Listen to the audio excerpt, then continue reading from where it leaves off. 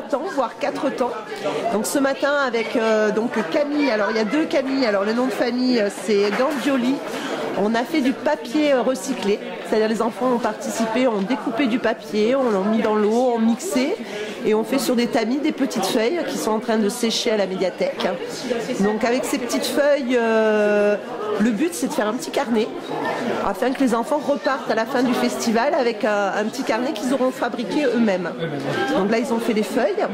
Cet après-midi il y a eu un petit atelier de lecture par Gisèle, une bénévole de la médiathèque, donc lecture d'histoire. Et ils ont imaginé le petit logo. Donc on avait envie de finaliser cette 3e édition avec la création d'un petit logo qui s'appellera Les Graines du Verdon. Et de telle façon que chaque enfant aura sur son petit carnet le petit logo des Graines du Verdon. Le logo a été créé par les enfants. Alors le logo a été créé par les enfants, donc il y a eu plusieurs dessins. C'est vrai que la compétition a été très dure.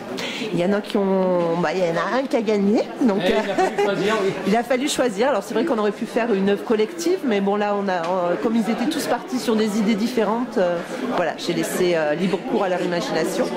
Et là il y a Camille Damon donc qui est en train de réaliser sur le bois donc ce petit logo afin que demain ils puissent l'imprimer. Ils sont en train de sécher et demain matin on a rendez-vous ici à 10 h. Nous allons voir donc Michel qui est un relieur qui va nous prendre nos feuilles, qui va les relier, les coudre avec une couverture pour faire le petit carnet. Et une fois le petit carnet fait, on va retourner voir Camille et elle va nous imprimer donc le logo avec en plus le prénom de chaque enfant. Donc voilà, comme ça ils repartent avec un petit livre. C'est ça, on partira avec le... Voilà. Et là, du coup, sur l'animation, on a un peu vu tous les métiers du livre, donc pour qu'ils se prennent conscience de la multitude de personnes avant d'arriver à l'objet livre. Il faut, alors, ça a commencé pourquoi la petite graine du Verdon, parce que il faut une idée d'abord qui germe dans l'esprit d'un auteur. Et après, donc il y a l'histoire. Généralement, après, il y a un illustrateur, il y a un relieur, jusqu'à qui se retrouve chez nos libraires. L'édition, bien sûr, c'est ceux qui croient en l'histoire, au contenu du livre. Certains arrivent à s'autoproduire, parce qu'il y a beaucoup d'auteurs qui proposent leurs livres aux maisons d'édition et ils ne sont jamais choisis. Il y en a qui optent pour l'autoproduction, mais c'est quand même un coût, un investissement assez lourd.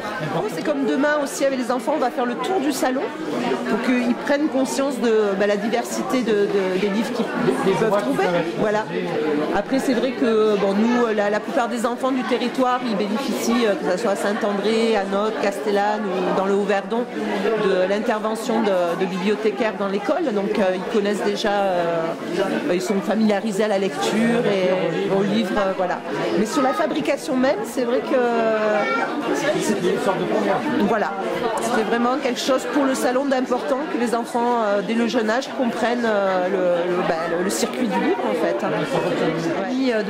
Ce matin qui nous a animé l'atelier, elle a bien montré aux enfants qu'avant ça se faisait avec du tissu, ça se fait pas qu'avec du papier. Là on a utilisé du papier recyclé, mais ça peut se faire avec différents végétaux. Donc il y avait des livres justement où on voyait, on a parlé bien sûr du papyrus au tout début, et les enfants ont été surpris des différents papiers aussi. On a amené plein de papiers différents. Des fleurs de lavande dedans, du coup ça sent la lavande. Oui, il y a même la senteur. Voilà, ça permet de... intégrer des feuilles, des fleurs séchées, on peut faire une multitude de choses. Ouais. Et même avec du tissu. Voilà. Voilà. Et ce matin, elle a montré les moulins aussi, nous on l'a fait avec un mixeur, on l'a fait de manière artisanale, j'allais dire, en mixer le papier, et elle a montré aussi que ça se faisait avant dans des moulins où ça pilonnait en fait le tissu.